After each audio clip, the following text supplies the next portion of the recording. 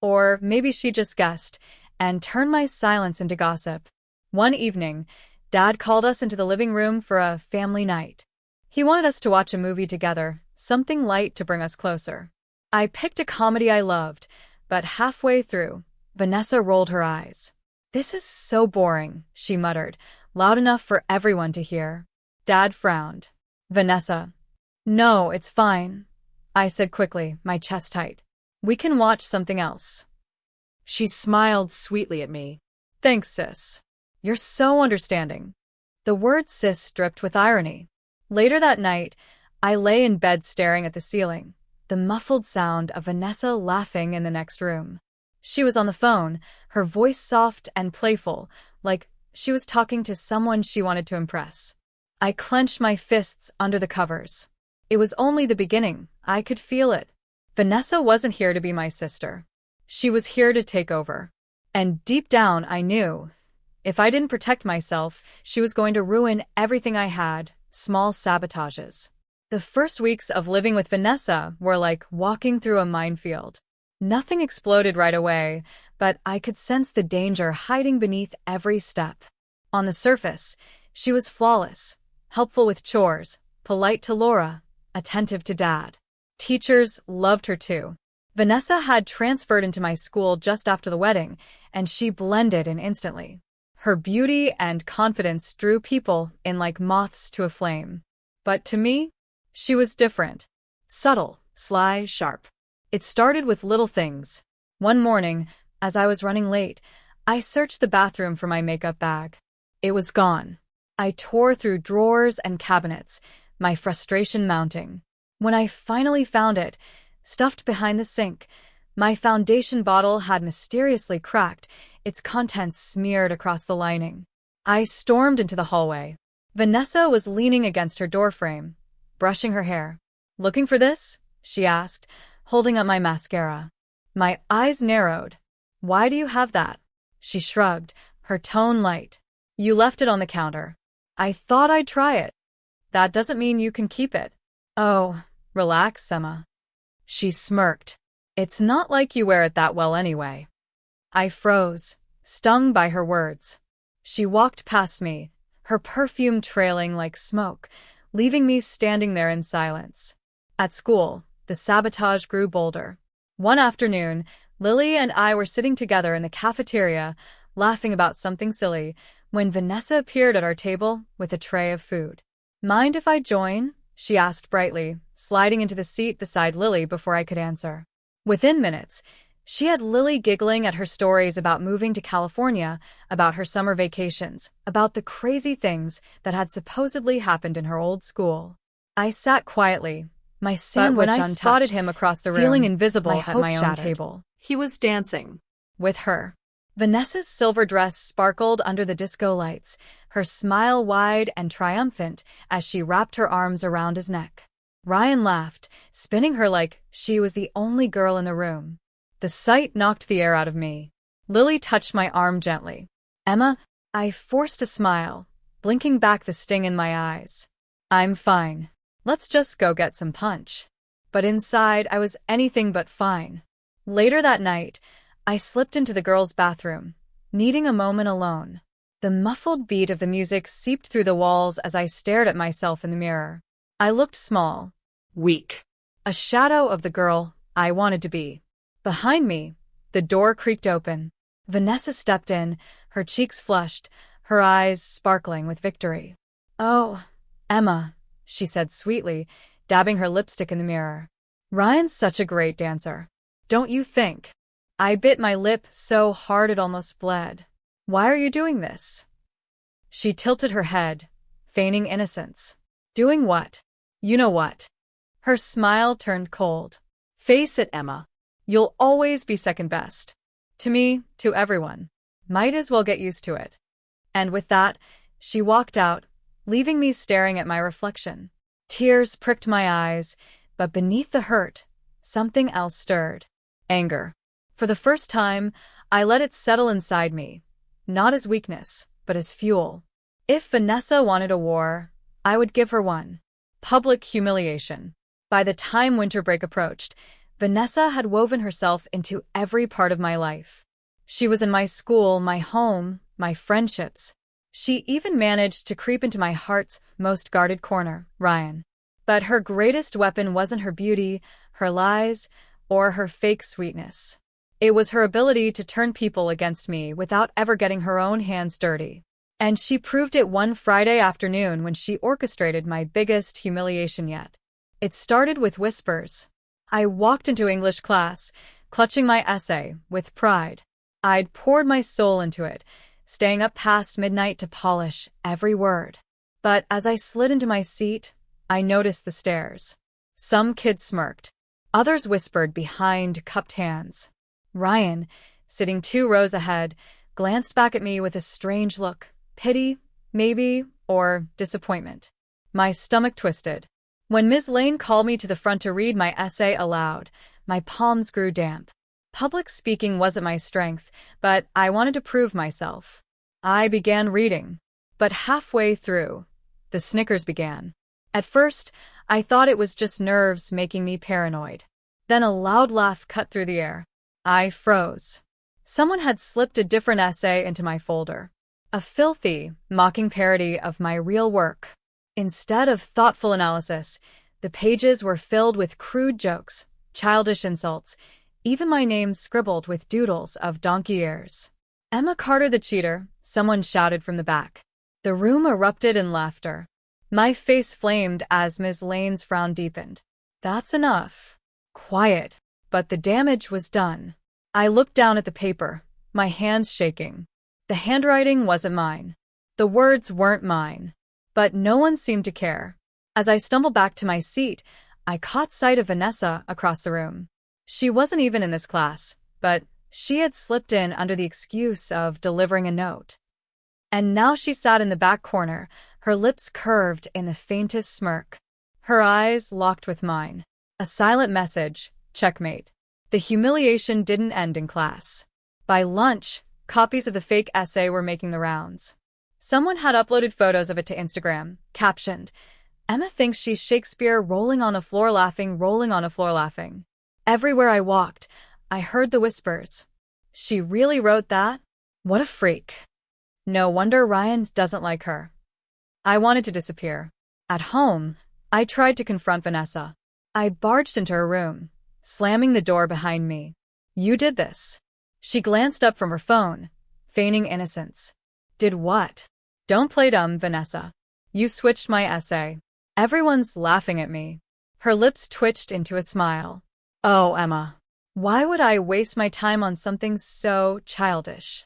"You're lying." She set her phone down, standing to face me. "And even if I did, what proof do you have?" "None. And by the way, yelling in my room makes you sound crazy." I wanted to hit her, scream something, but instead, I stormed out, shaking with rage. Downstairs, Dad glanced up from the TV. "Everything okay, kiddo?" I swallowed hard. "Fine." Because what else could I say? That weekend, Vanessa pushed further. Laura suggested we all attend a holiday party thrown by her friend. I didn't want to go, but Dad insisted. "It'll be fun. Besides, you need a break from school stress." Fun? That was the last word I'd use. The party was packed with people, Laura's coworkers, their kids, even a few faces from school. I stuck close to Lily, trying to avoid attention. But Vanessa had other plans. At one point, she grabbed a microphone during karaoke. "This one's for my sister, Emma," she announced, her smile dazzling. Everyone turned to look at me. My stomach nodded. Then she began singing. Not a real song, but a mocking tune she'd made up. The lyrics twisted lines from the fake essay, rhyming "Emma the cheater" with "nobody's reader." The crowd laughed. Even some adults chuckled, thinking it was just playful sibling teasing. But to me, it was daggers. Lily's face turned pale. "Emma, let's get out of here." I nodded quickly, my eyes stinging with tears. We slipped out the back door, the sound of Vanessa's cruel voice chasing me into the cold night air. That night, lying in bed, I replayed everything. The essay, the whispers, the karaoke. Vanessa wasn't just ruining my reputation. She was destroying my sense of self, making me feel smaller, weaker, like my very existence was a joke. But something had shifted in me since the fall dance. Humiliation hurt, but it also hardened me. And as I stared at the ceiling, the anger inside me solidified into a single, unshakable truth. Vanessa thought she was untouchable. She thought I'd never fight back. But she was wrong. Very wrong. The breaking point. After the holiday party, things spiraled faster than I could keep up. Vanessa's lies spread like wildfire, and everywhere I turned, there were ashes of what used to be my life. Ryan barely spoke to me anymore. When he did, it was short, polite, distant. I could see the way Vanessa had wormed her way into his attention, and I hated myself for caring so much. Even Lily, my one anchor, began to drift. One afternoon, I spotted her walking with Vanessa in the hallway, their heads bent close together. My stomach dropped. Later, I confronted her. "Why are you hanging out with her?" Lily shifted uncomfortably. "Emma, she's not that bad. Maybe you just misunderstand her." "Misunderstand her?" "Lily, she's been ruining my life since the day she moved in." Lily sighed. "You sound paranoid. Honestly, I think you're just jealous." Her words sliced through me like glass. I cried into my pillow until my chest ached. For the first time, I truly felt alone. It got worse when my father started doubting me. Vanessa had a way of twisting things so perfectly, so innocently, that Dad never suspected. If money went missing from his wallet, it was because Emma borrowed it and forgot to mention. If chores weren't done, Emma promised she'd take care of it. And when I denied it, Dad would frown. "Emma, can't you just be more responsible? I don't want tension in this house." Tension. That's what he called it. To me, it felt like drowning. The breaking point came one rainy Thursday. I came home to find Dad waiting in the living room, his face grim. On the coffee table lay a small plastic bag. Inside were cigarettes. My stomach flipped. "Emma," Dad said, his voice tight, "I found these in your backpack." My eyes widened. "What?" "Those aren't mine." Vanessa appeared at the top of the stairs, feigning shock. "Oh no, Emma. Don't," I snapped, my voice shaking. "She planted them. She's been after me since day one." Dad's face hardened. "That's enough. I don't know what's going on between you two, but this is unacceptable." Tears blurred my vision. "Dad, please." But he turned away, his disappointment heavy in the air. That night, locked in my room, I felt something inside me crack. Vanessa had taken my friends, my crush, even my father's trust. There was nothing left to lose. And that's when I realized, losing everything meant I was finally free to fight back. Finding strength. For days, I wandered through school like a ghost. The whispers, the laughter, the stares, they no longer pierced me. I'd been broken so many times that pain had become familiar, almost dull. But in that quiet numbness, something else emerged. Clarity. If I wanted to survive Vanessa, I couldn't keep playing defense. I had to go on the attack. The first spark came from a text. I was in the library, scrolling mindlessly through my phone, when a notification popped up. "Vanessa, don't forget to delete the essay pics before Emma sees." My breath caught. She'd meant to send it to someone else. Heart pounding, I opened our family computer that evening while she was out. Vanessa was careless. She'd left her email logged in. And what I found made my blood boil. Screenshots of fake messages she'd spread. Photos of the essay she'd sabotaged. Even a draft post mocking me that she hadn't published yet. Proof. For the first time, I wasn't crazy. I wasn't paranoid. I had the truth.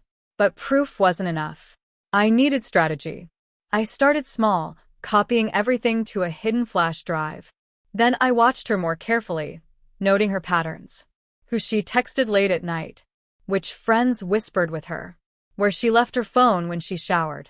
And slowly, I pieced together her web. Vanessa didn't just target me. She used people, lied to them, pitted them against each other. I overheard her on the phone once, laughing about how easy it was to get Ryan to do whatever she wanted. That night, I stood in front of the mirror, studying my reflection. For weeks, I'd seen weakness, failure, a girl crushed under her stepsister's heel. But now I saw something new. A girl with fire in her eyes. Vanessa thought she had destroyed me. But she had created something far stronger. The first strike. The opportunity came sooner than I expected. Laura hosted another family dinner, this time inviting relatives I barely knew. Vanessa, of course, played the perfect daughter, setting the table with a dazzling smile.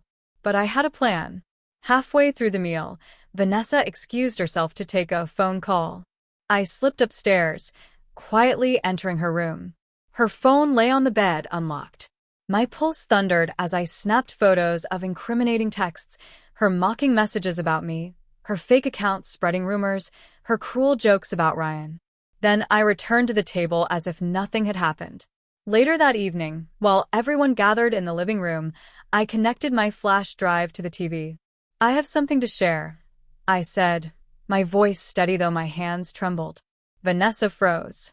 The screen lit up with her messages. Her words. Her lies. Gasps filled the room. Laura's face went pale. Dad's expression shifted from confusion to shock to something I hadn't seen in months, belief. "Vanessa," he said slowly, "is this true?" She stammered, her mask cracking. I was joking. It's not what it looks like." But it was too late. For the first time, the truth wasn't just mine. Everyone saw it. Vanessa glared at me, fury blazing in her eyes. But I held her gaze, unflinching. It wasn't total victory, not yet. But it was my first strike. And I could tell she knew. The war had only just begun. The trap is set. The storm outside mirrored the storm inside me. Snow whipped across the Carter household windows, but all I could hear was the pounding of my own heart. After weeks of planning, whispering, and digging through Vanessa's lies, I finally had what I needed. Proof. Lily had been my ally in secret, following Vanessa when she thought no one was watching. Screenshots of text messages. Recordings of her bragging to her friends. Even a video clip of her swapping my essay folder for the fake one in the school hallway. It wasn't just suspicion anymore, it was evidence. Now came the hardest part, showing the world. I waited until the Winter Charity Gala, the annual event hosted by our school. Parents, students, teachers, everyone important would be there. Vanessa, of course, would be the star. She'd been chosen as the MC, smiling her way into the role after sabotaging me out of the running. Ironic, I thought bitterly. She was about to stand in the spotlight one last time. Lily squeezed my arm before we entered the decorated hall. "You're sure about this?" I nodded. She wanted an audience. Let's give her one. The gala buzzed with music and laughter. Glittering lights hung from the rafters. Vanessa floated through the crowd in a silver gown, her smile dazzling, her arm looped through Ryan's. My stomach twisted at the sight, but I forced myself to stay calm. When the time came, Vanessa took the stage. "Welcome, everyone, to the highlight of our year," she said, her voice dripping with confidence. The crowd cheered. That was my cue. I slipped backstage, my laptop in hand. Ms. Lane, who'd agreed to help after seeing the evidence privately, nodded at me. "Are you ready, Emma?" "As ready as I'll ever be." She handed me the mic, "Then take your stage." My hands trembled as I stepped out under the bright lights. Vanessa's smile faltered when she saw me. Excuse me, Emma, but this is my—" "Actually," I interrupted, "I think everyone deserves to hear the truth tonight." Gasps rippled through the audience. Vanessa laughed, trying to keep control. "Oh, please. Don't be dramatic." But then, on the projector screen behind us, the first video clip played. Vanessa, smirking into her phone camera. "Emma's going to die when she sees what I did to her essay. She'll look like a total idiot." The room fell silent. Then came the screenshots. Vanessa texting her friend, "Got Ryan wrapped around my finger. Emma's pathetic. Watch me take everything from her." Finally, crowd erupted. The hallway footage. Whispers. Vanessa switching my essay folder. Teachers staring at Vanessa in disbelief. Her face drained of color. "That's not. Those are fake. She's making this up." I held the mic steady, my voice clear. "No, Vanessa. You're the liar. You've been pretending to be perfect while tearing me apart behind the scenes. But not anymore. Everyone sees you now. Ryan stood frozen, his gaze darting between us. Laura covered her mouth with her hands. Vanessa, tell me this isn't true. But Vanessa had no words. For the first time, she was the one exposed. Cracks in the crown. The fallout was immediate. Teachers escorted Vanessa off stage, her protests echoing uselessly. The gala continued awkwardly, but the real drama was buzzing through the crowd. The perfect stepsister revealed as a manipulator. Ryan found me later in the hallway. His face was pale, his voice low. Emma, I don't even know what to say. Then don't, I snapped, trying to push past him. He caught my arm. I swear, I didn't know she was doing all that. I thought. You thought she was better than me. I cut in, my voice trembling. You believe her lies because it was easier than believing me. His eyes softened. Emma, I'm sorry, but I pulled free. Sorry doesn't erase the damage. At home, the Carter house became a battlefield. Laura screamed at Vanessa for disgracing the family.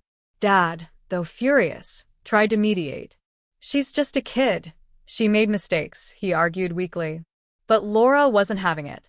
Mistakes? She humiliated Emma in front of the entire school. She manipulated everyone. I can't believe I defended her. Vanessa sat in silence, her mask shattered. For once, she didn't fight back. Later that night, she cornered me in the hallway. Her eyes burned with venom. You think this is over? She hissed. You think embarrassing me will fix what's broken? You've just declared war, Emma. And trust me, I don't lose. I met her glare, my own fear swallowed by fury. You already lost, Vanessa. The difference is, you're the last one to realize it. But deep down, I wasn't sure. Because Vanessa was like a snake. You could cut off the head, but somehow it kept writhing. And the way she looked at me that night, I knew this battle wasn't done. Not yet. The reckoning. The storm outside had calmed, but inside the Carter household, the air was heavier than ever. After the winter gala, nothing was the same. Vanessa's perfect mask had cracked in front of everyone. Teachers no longer adore her, friends pulled away, and even Ryan had stopped showing up at our door. But Vanessa wasn't gone. And if I knew one thing about her, it was that snakes don't die easily. The last move. I found her the next morning in the kitchen, sipping coffee like nothing had happened. Her silver-painted nails tapped against the mug. You had your fun, she said without looking at me. You turned everyone against me for one night. Congrats.